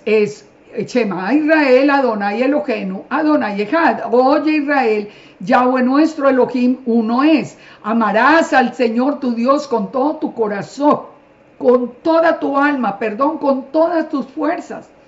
Y estas palabras estarán en tu corazón y las repetirán a los hijos y hablarás de ella en tu casa, andando por el camino, al acostarte, al levantarte. Las atarás como señal en la mano, como frontal en los ojos. Por favor, capten el mensaje. ¿Por qué la tentación fue acá? Porque nosotros tenemos que amar al Padre con todo el corazón, no un pedacito del corazón para el Padre, el otro para Ein Sof en el Kabbalah, el otro para los sabios, el otro para el hombre tal, el señor, el rabino fulano, ni para el pastor tal, ni para el maestro ninguno.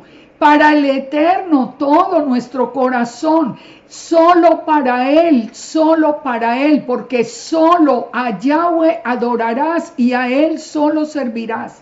Nosotros no estamos para seguir ni enseñanzas de hombres, ni de nada. Esto es una batalla en serio. Y Yeshua le está respondiendo a Satanás, le está diciendo, no me voy a postrar delante de usted, solo a Dios adoraré, porque así dice la palabra. Pero si usted hoy está en Kabbalah, ¿usted qué le dice al Eterno? Que está entre dos dioses,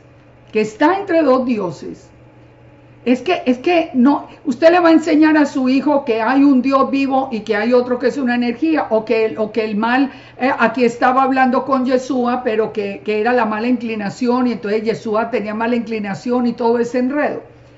Entonces, fíjense, ¿qué dice el verso 13? A Yahweh tu Dios temerás y a Él solo servirás, y por su nombre jurarás. Y el diablo, dice, lo llevó y le mostró los reinos. Fíjense, ¿dónde habíamos aprendido todo esto? ¿A dónde le fue entregado todo ese dominio? Lo vimos en Ezequiel 28:12, cuando le habla al rey de Tiro, ya lo explicamos en la vez pasada. Yo escucho a muchas personas, eso es mentira que el rey de Tiro sea Satanás, será el rey. No es. Y la prueba de que no es que el rey de Tiro es un querubín que estuvo en el Edén, en el huerto de Dios. Estaba vestido con todas las piedras preciosas del Eterno.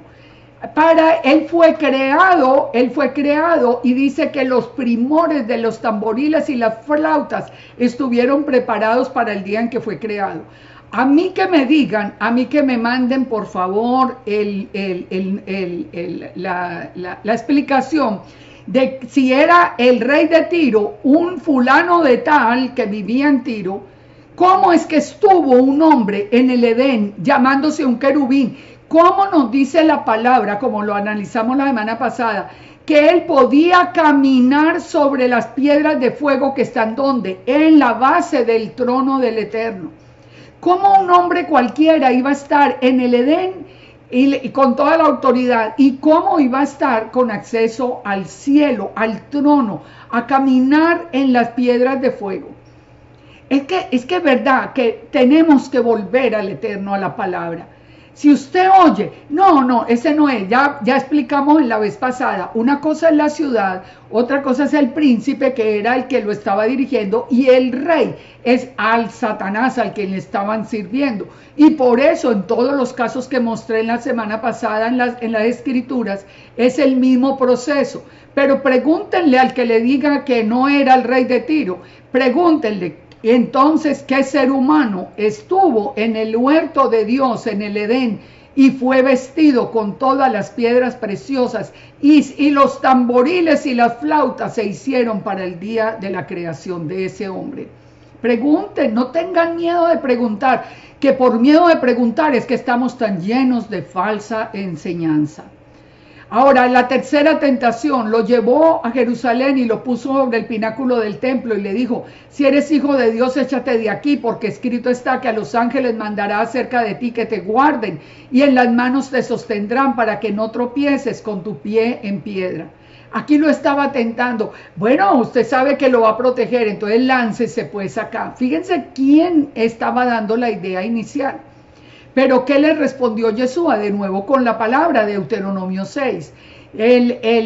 Porque el Dios celoso, Yud-Heh-Vab-Heh, tu Elohim, en medio de ti está, para que no se inflame el furor de Yahweh contra ti y te destruya sobre la tierra.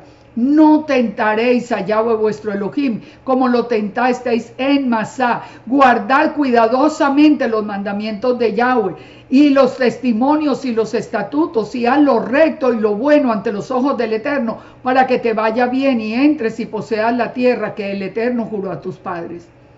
Muchos hoy, ay no, yo me voy con lo de la simiente y me voy a poner todo lo que me digan y todo porque Él me va a proteger. Esas son palabras de la serpiente. Eso no es, el Padre nos está advirtiendo, abran los ojos para que ustedes entiendan este tiempo y sepan en dónde permanecer. Ahora dice que cuando el diablo estuvo acabado toda tentación, se apartó de él por un tiempo. Y ya Yeshua comienza su ministerio y viene a la sinagoga. Cuando él entra en la sinagoga, que terminan los 40 días, que estaban leyendo en la sinagoga? Estaban leyendo la Parashá Kitabo, que nos está hablando de Deuteronomio 26, 1 al 29 y de Isaías 60. Deuteronomio 26, ¿qué nos está diciendo? Que si tú declaras a Yahweh tu Elohim, Él te declara a tu hijo. Fíjense que nada es coincidencia. Entró exacto cuando la Parashá comienza con las palabras: si tú declaras a Yahweh tu Elohim, Él te declara a tu hijo. Si tú declaras a Ein Sof tu Elohim, pues Él también te declarará a su hijo, pero ese no es el Eterno. Pero somos nosotros los que tenemos que declarar a Yud-Heh-Vab-Heh. Ahora, ¿qué se leía en la Haftará? Levántate, resplandece, porque ha venido tu luz y la gloria de Yahweh ha nacido sobre ti. Porque de tinieblas cubrirán la tierra, oscuridad las naciones, pero sobre ti amanecerá Yahweh y sobre ti será vista su gloria. Eso es para nosotros. Hoy vemos las naciones cubiertas con oscuridad. Pero sobre nosotros amanecerá el Eterno y sobre nosotros será vista su gloria. ¿Quién es la gloria? Es Yeshua. Y andarán las naciones a tu luz y los reyes al resplendor de tu nacimiento.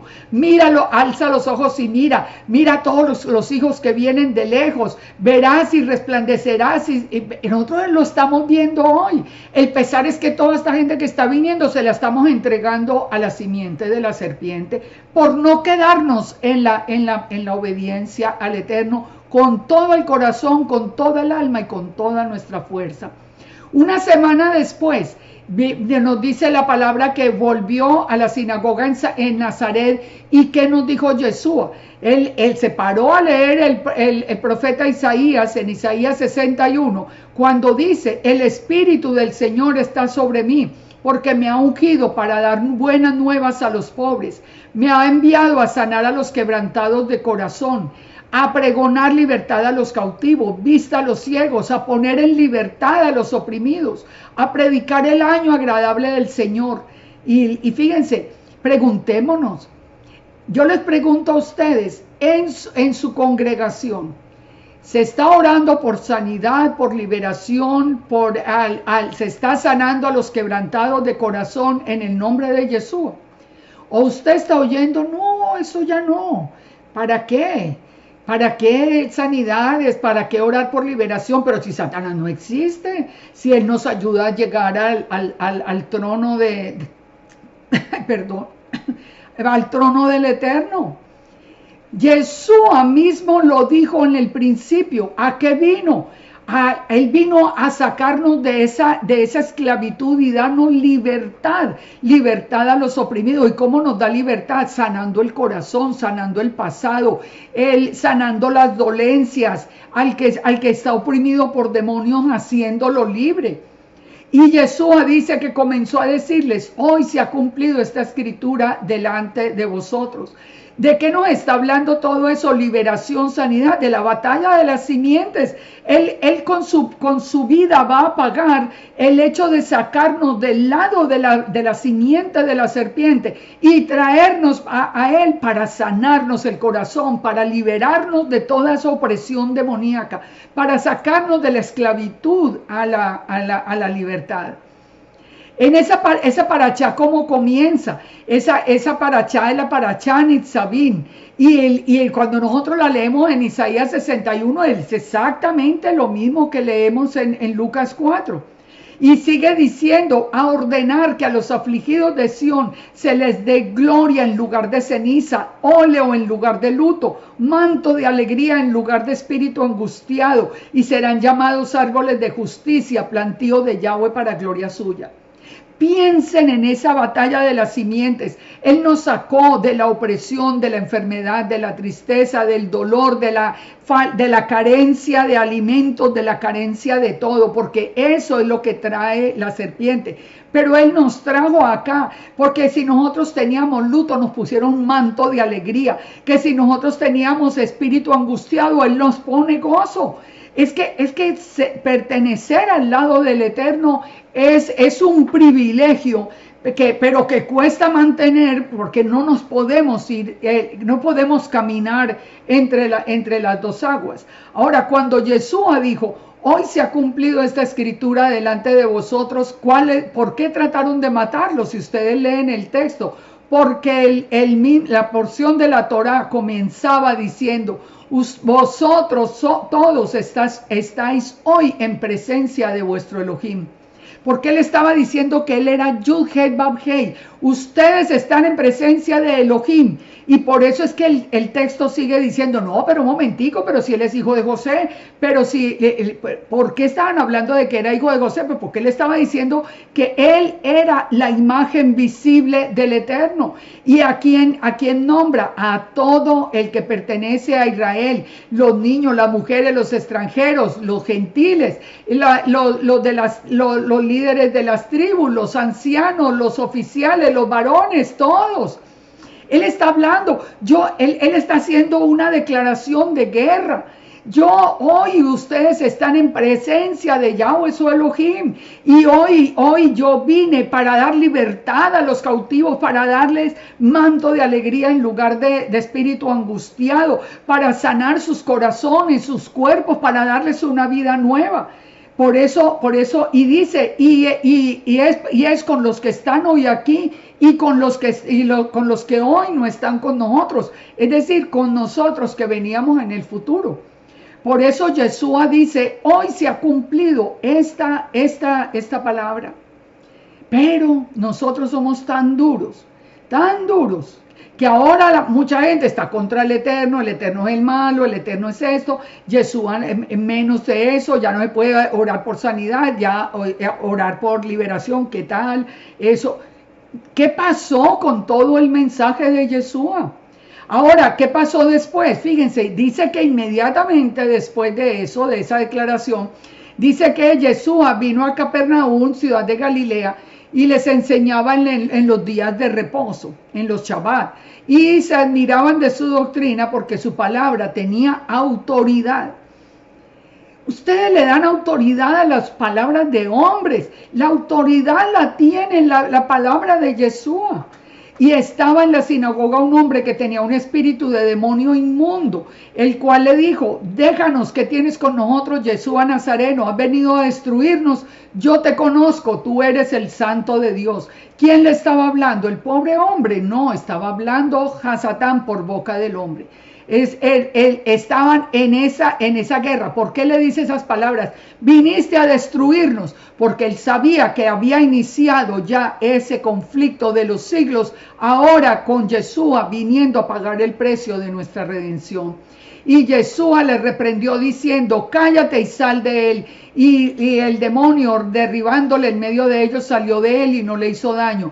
Y estaban maravillados y hablaban unos a otros diciendo, ¿qué palabra es esta con autoridad y poder que manda a los espíritus inmundos y salen? Ellos no salen sino en el nombre del Eterno, en el nombre de Yeshua. Tienen que salir porque Yeshua es la imagen visible del Eterno. Por eso salen en el nombre de Yeshua. Pero fíjense todo lo que hay detrás.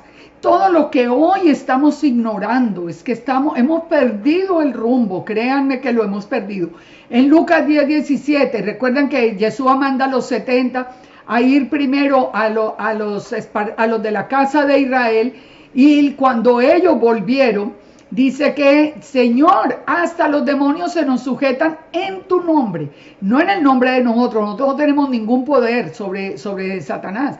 Es en el nombre de Yeshua que tenemos el poder. Y le dijo Yeshua: yo veía a Satanás caer del cielo como un rayo. Yo os doy potestad para hollar serpientes, escorpiones y sobre toda fuerza del enemigo, y nada os dañará. Pero nada os dañará si estamos bajo la protección de Yeshua. De Yeshua divino, de Yeshua Ejad con Yahweh, no de Yeshua un hombre cualquiera, ni el rabino Yeshua. Eso no tiene ningún sentido, que un hombre vaya a tener una autoridad sobre el Satanás. Dice, en aquella misma hora, Yeshua se regocijó en el espíritu y dijo: te alabo, Padre. Pongan atención a estas palabras. Te alabo, Padre, que escondiste estas cosas de los sabios y entendidos y se las revelaste a los niños. Ay, mire, ustedes no saben cuántas personas me escriben a mí y me dicen: ay, es que qué pesar, usted no ha podido salir del cristianismo, me dicen a mí. Y se creen sabios y entendidos. ¿Y qué dijo Yeshua, regocijado en el espíritu? Es que él nos reveló a los que nos hacemos como niños delante de Él, a los que amamos su palabra, a los que le creemos. Él nos revela.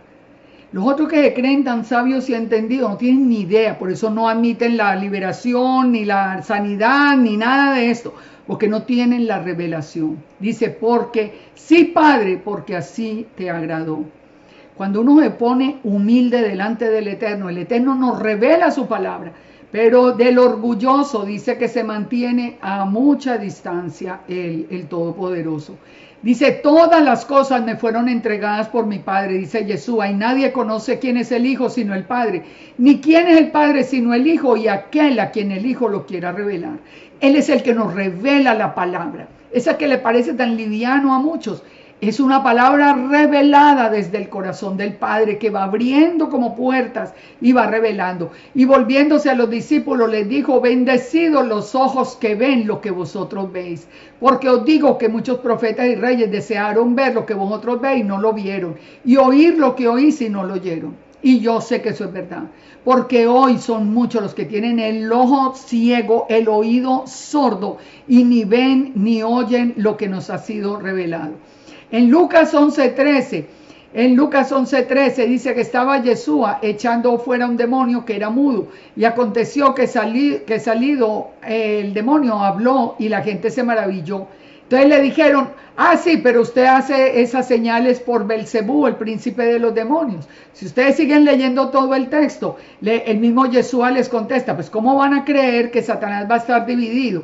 No está dividido. Nosotros estamos en una guerra espiritual, en otras palabras le está diciendo.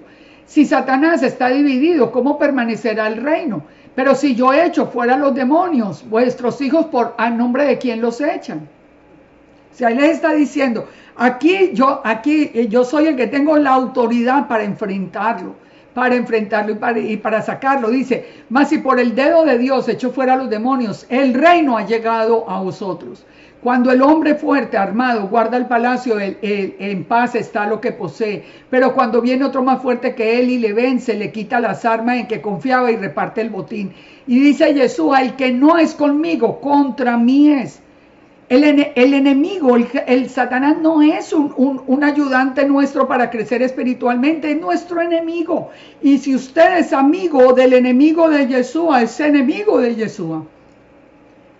Dice que cuando el espíritu inmundo sale del hombre, anda por lugares buscando reposo. Y después dice: volveré a la casa de donde salí, y la encuentra barrida y adornada, y va por otros 7 espíritus. Nos está hablando ¿de qué? De que una vez que somos libres, tenemos que vivir en obediencia a la Torá, para no darle lugar a que regrese a ese mismo cuerpo.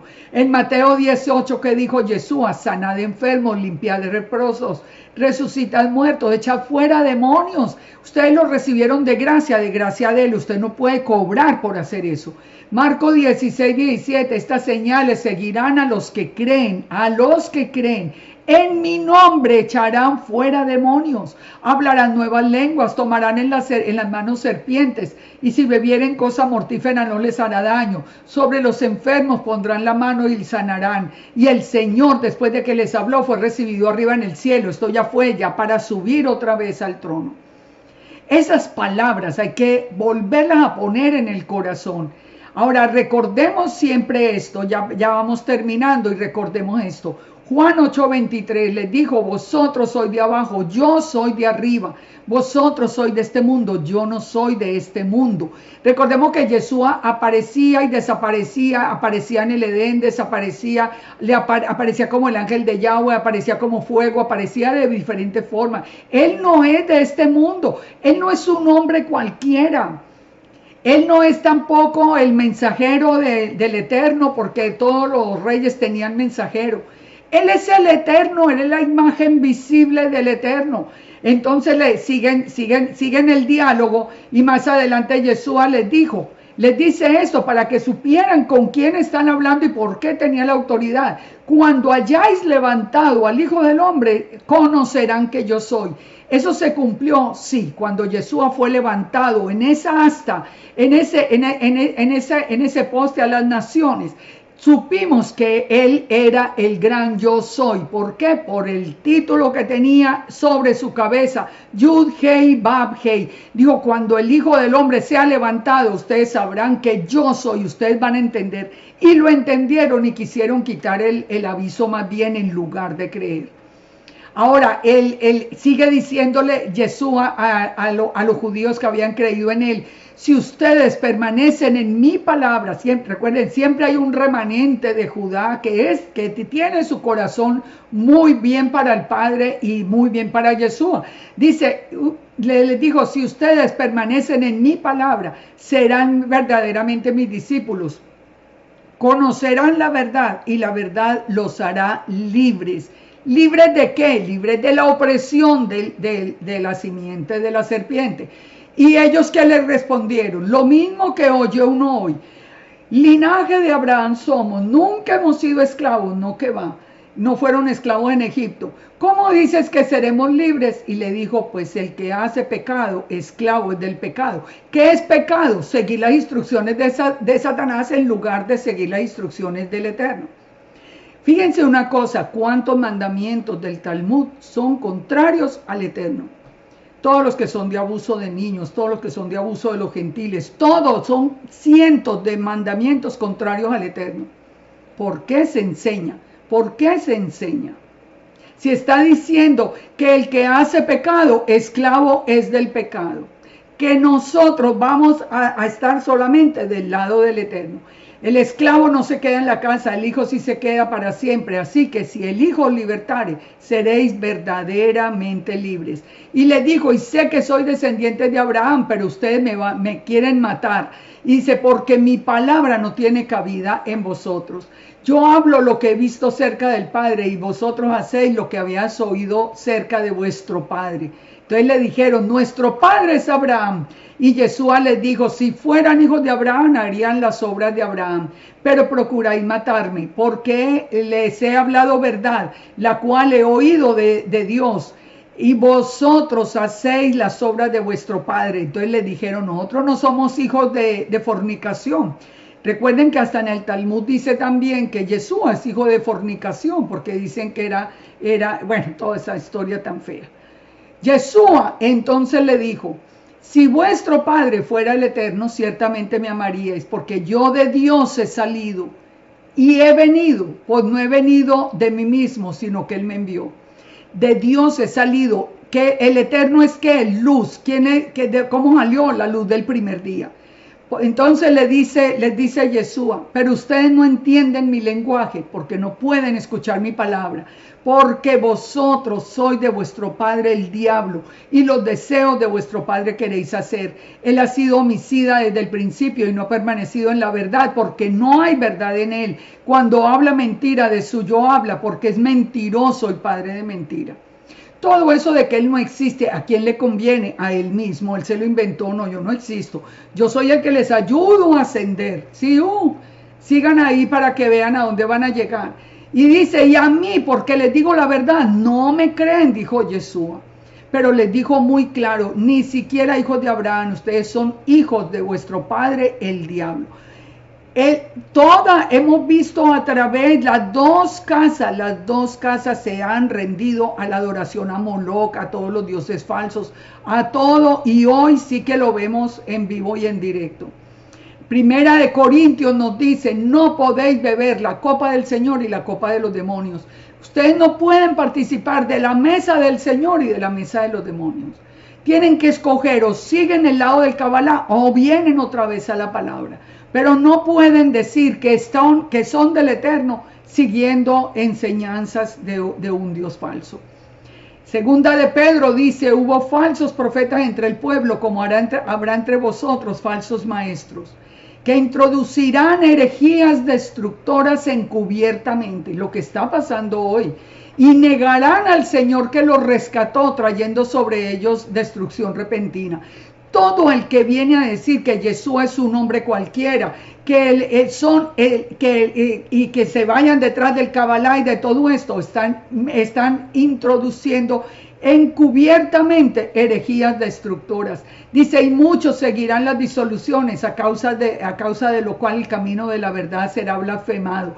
Y esto lo harán, ¿por qué? Por avaricia. Harán mercadería de vosotros con palabras fingidas. Pero sobre las tales de largo tiempo les digo que la condenación no tarda. Porque si Dios no perdonó a los ángeles que pecaron, no que no hubo rebelión. Bueno, pues aquí está diciendo muy claro, si el Eterno no perdonó a los ángeles que pecaron, sino que los arrojó al infierno y los entregó a prisiones de oscuridad para ser reservados para el juicio. Y si no perdonó al mundo antiguo y no que guardó a Noé, pregonero de justicia, con otras 7 personas, trayendo el diluvio, y si condenó por destrucción a Sodoma y a Gomorra, reduciéndolo a ceniza y poniéndolas de ejemplo a los que habían de vivir impíamente, y libró al justo Lot, abrumado por la nefanda conducta de los malos, sabe el Señor librar de tentación a los piadosos. Si a nosotros, en medio de toda esta generación perversa, permanecemos en obediencia, el Padre nos va a guardar. En Judas 1:4 vuelve otra vez y nos confirma lo mismo, que entraron algunos hombres encubiertamente que habían sido destinados a condenación, hombres impíos que convierten en libertinaje la gracia de nuestro Elohim y niegan al Elohim único soberano y niegan a Yeshua. Mas quiero recordarles que una vez los habéis sabido, que el Señor, habiendo salvado al pueblo, después destruyó a los que no creyeron. Todo eso que estamos viendo hoy, de todas estas herejías encubiertas, lo estamos viendo. Pero dice, aquí nos confirma de nuevo, a los ángeles que no guardaron la dignidad. O sea, sí hubo una rebelión, sino que abandonaron su propia morada, los ha guardado bajo oscuridad en prisiones eternas para el juicio del gran día. Ahora, ¿cuál es el final de todo eso? En Apocalipsis 12:7 nos dice que Satanás va a ser el dragón, la serpiente antigua, que se llama Diablo y Satanás, el que engaña al mundo entero. Fue arrojado a la tierra y los ángeles con él. Él va a ser arrojado primero a la tierra. Yo creo que ya está aquí en la tierra, porque la maldad que estamos viendo es mucha. Ahora, en Apocalipsis 2:9 nos habla de algo que nosotros lo estamos viendo. Nos está hablando del trono de Satanás en Pérgamo. Ustedes nos vuelve a hablar en Apocalipsis 2:12. Nos habla del trono de Satanás que está en Pérgamo. ¿Dónde está hoy el trono de Pérgamo? ¿Dónde está el trono de Satanás? Está en Berlín.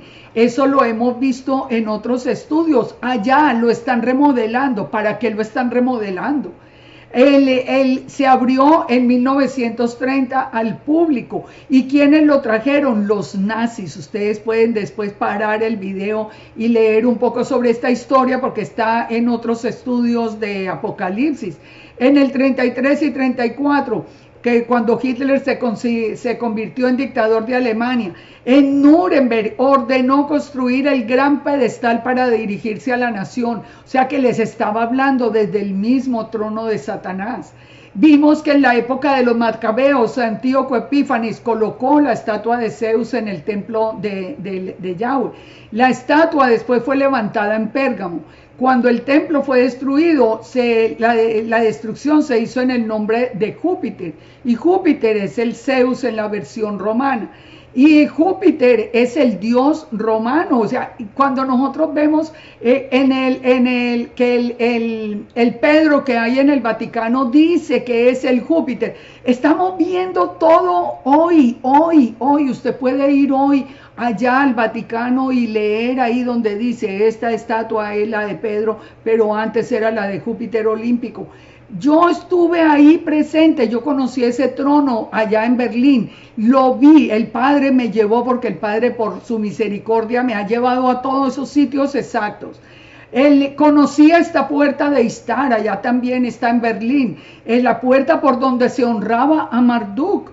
Pongan atención con lo de Marduk, Marduk e Istar, ya hablamos de eso. Nosotros estamos viendo hoy eso, los premios Grammy, todo es satanismo.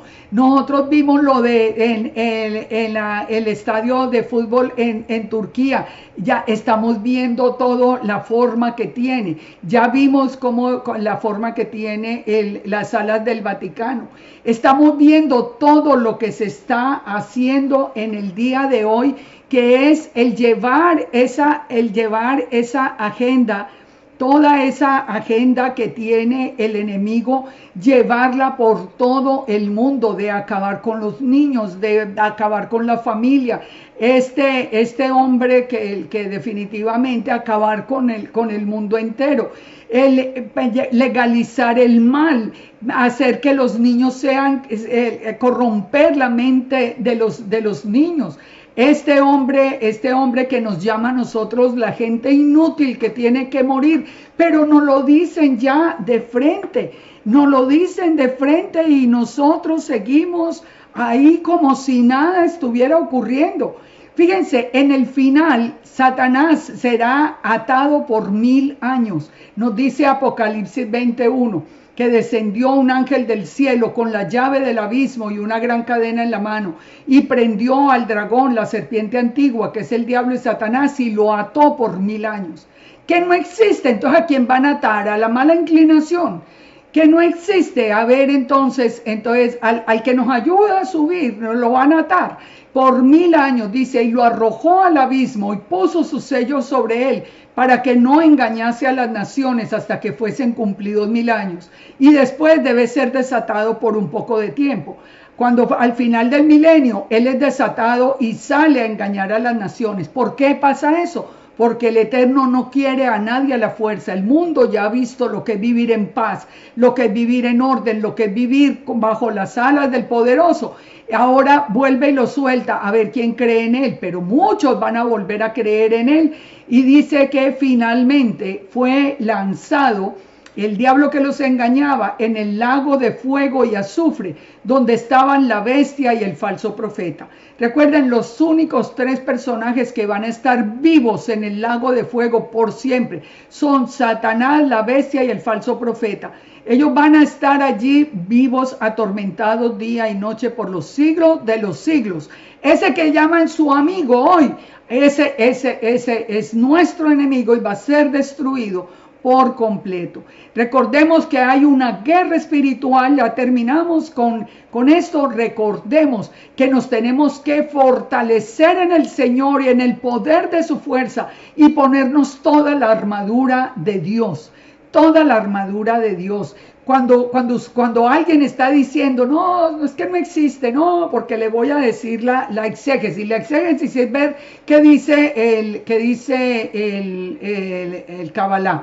Entonces, que no existe, no, le está quitando la oportunidad de saber que necesitamos la armadura de Dios. ¿Y cuál es? Para estar firmes contra las acechanzas del diablo. Dice, porque no tenemos no tenemos lucha contra carne y sangre, sino contra principados, potestades, contra los gobernadores de las tinieblas de este siglo, contra huestes espirituales de maldad en las regiones celestes. Es todo un ejército ejército que se vino con él, la cantidad de ángeles y demonios que hay. Pero dice, tomemos la armadura de Dios para resistir el día malo. Nosotros tenemos que tener la espada de la palabra. Nosotros tenemos que tener todo, léanse toda la armadura, el casco sobre nuestra cabeza, para no dejar entrar ni una idea ni nada que se tuerza de la palabra. Y por último, tenemos que saber que tenemos la protección del Eterno. El Salmo 34:7 nos dice, el ángel de Yahweh acampa alrededor de los que le temen y nos defiende. ¿Quién es el ángel de Yahweh? Yeshua. Sin duda es Yeshua. Dejar a Yeshua es simplemente renunciar a todo y dejar que su salvación se pierda y su vida se pierda. En el Salmo 91:11 dice que Él mandará a sus ángeles que acerca de ti, que te guarden en todos los caminos. Él mandará ángeles con nosotros. Está en el Salmo 91. Nosotros no estamos solos, nosotros tenemos la protección, pero cuando estamos bajo las alas del Todopoderoso, como comienza el Salmo 91. Y por último, leamos Deuteronomio 32:16 para que recordemos y tomemos una decisión hoy. Le despertaron a celos con dioses ajenos, lo provocaron a ira con abominaciones, sacrificaron a demonios sino a Dios, a dioses que no habían conocido, a nuevos dioses venidos de cerca que no habían temido vuestros padres. De la roca que te creó te olvidaste, te has olvidado del Dios tu creador. Salgan del Kabbalah, salgan del misticismo, salgan de todo lo que no sea las escrituras de Génesis, Apocalipsis. ¿Por qué provocar al Eterno con ira por dioses nuevos que ni siquiera habían conocido nuestros padres?